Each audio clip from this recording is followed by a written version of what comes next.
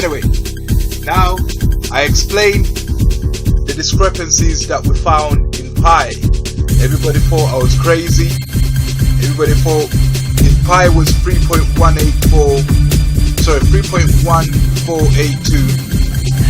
if you round that up to 2 decimal places, that would be 3.15. And I said to myself, yeah, I remember thinking the same thing. I remember saying, hold on a minute, if at school they're telling me 3.1482, that should round out to 3.15.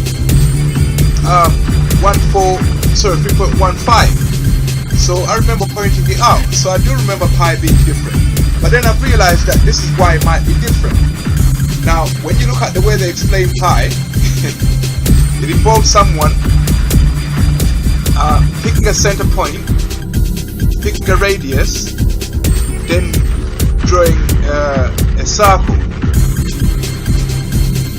Then effectively taking a piece of string and just basically matching the circle and then measuring how long that piece of string is, which will give you the circumference. And then every time you do circumference dividing to the radius, you get pi. Yeah? The first time they did it, they done it on in the mud, on the ground. Somebody took a point, it's a pole, stuck it in the ground, put a string over it with a given length, and went around it. So you know that's what a perfect circle is. Yeah? And then they took another piece of string and they went around the circle they had drawn, and they knew what the circumference of the circle was. But they were measuring it on the ground. And on the ground there will be bumps, yeah, along the radius to start off with. So for you to measure the radius, yeah, you measure it, and the length of the string of the radius will include a second dimension. And when you're measuring it on the ground, this dimension will mean that the radius, the radius will have this dimension in it anyway. Just put it that way, for having the circumference. Yeah. So as time progressed, they started to make smoother and smoother surfaces. Yeah. So where if pi is measured 50 years ago, the smoothest surface wouldn't be the same surface that we have today. If you put a string on the surface of a table and you look at a table from a microscopic scale, they're atoms. Now, if you were to take a piece of string and measure from point A to point B, you have to traverse over these atoms, and this oscillation here becomes another dimension to consider. As we came towards the modern era, they reduced this dimension here, and pi, the radius became more accurate, and so did pi. Yeah, that's why pi has been changing through the ages. Yeah, pi has changed so much. It used to be 22/7. Yeah, this have it as 22/7. Yeah, which was 3.1428, and it got closer and closer to the point where they have it 3.1415. Yeah, but they still haven't eliminated this oscillation, because now if we become so flat that the other differences are microscopic, but there's still gonna be those microscopic differences, which brings us to what a dimension is. Yeah. Normally, when you consider a dimension, you just consider D1, which is from A to B. When you ask to measure 15 meters, you say, right, 15 meters is 15 meters. You go from point 0 to point 1, and boom, there's a 15 meters. But I'm saying within that 15 meters, yeah, there is a relationship with the oscillation. Not every time you measure 15 meters, you come up with the same length of string. Yeah, because now if you've got small atoms, yeah, let's say we get to a point where the surface is so flat, it can only be seen to be different at an atomic level. It depends on the size of the atoms. if you measure 50 meters on a sheet of gold, yeah, those would be bigger atoms, and this oscillation would be bigger than it would be if you measure it on a sheet of on a sheet of aluminium, for example. Yeah, it might be bigger, might be smaller. I don't know which one is bigger. I can't remember anywhere. I remember the periodic table, but I can't remember. So then, every time you measure pi, not only does it depend on the distance from A to B, it also depends on the size of the atoms on the surface on which you're measuring it. Yeah. So every time you measure pi, it's going to be different, and it also depends on the number of atoms there.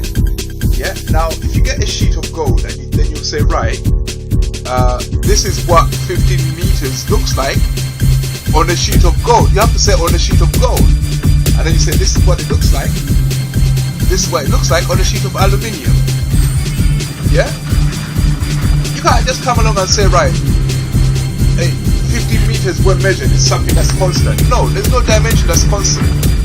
In the three-dimensional world, there's no dimension that's constant. There's no universal constant.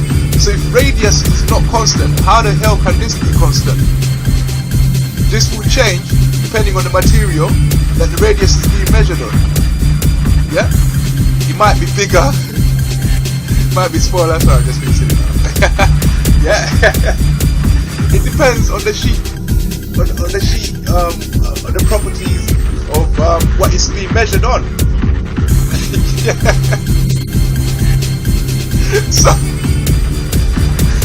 So maybe at the time when we were being told that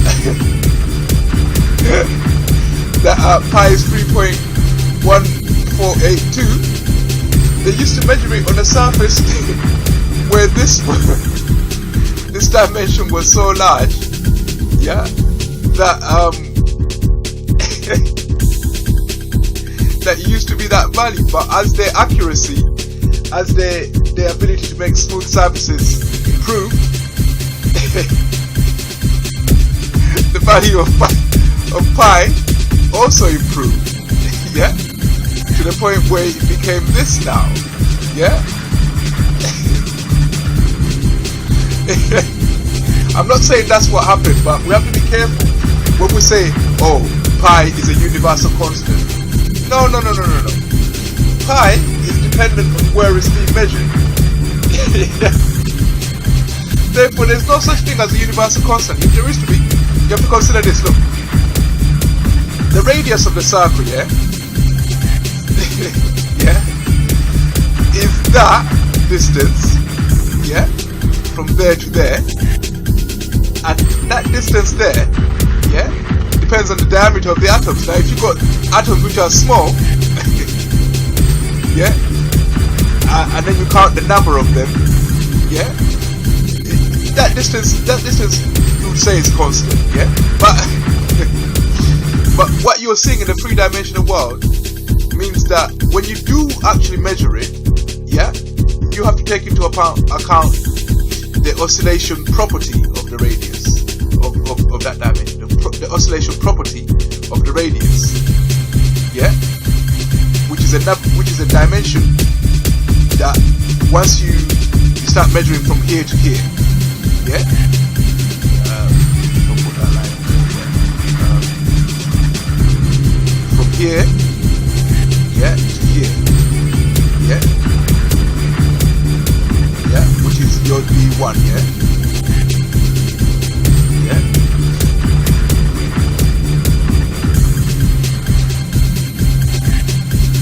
yeah, I'm doing D1 for you, yeah. Yeah. So you got your D1 here, yeah.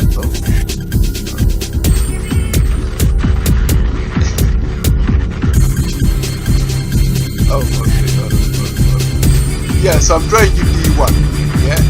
I forgot this. I should have done it earlier. You know, when I come up with ideas, I never have time. Once it comes into my mind, I don't want to prepare. I want it to be as natural as it can be. Yeah. So it's as if I'm talking to you when I'm there. Yeah, so I don't want to be fake. I want to be as real as I can be. So this is actually D1. Yeah, the D1 you see here. Yeah.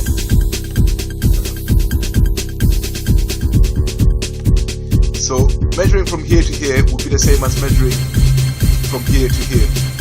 So as you can see, the distance from here to here depends on the number of atoms between N, the number of atoms between here and here, and also the diameter of those atoms. Yeah.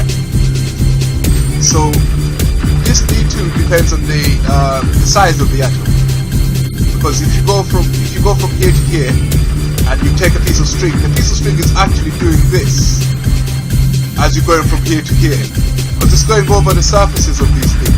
So it's actually doing this. When you measure this, it's going to be longer than that, isn't it? Yeah. If you were to stretch it out, yeah, it won't be this, would it? It will be longer than that because it has been oscillating. So, and the oscillation amplitude. So if you go over one atom, you'd have gone up one and down one.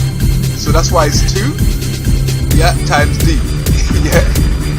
And the number of times you go through that, that's N, the number of atoms. So this oscillation property of your constant, whatever you call it, constant, whatever.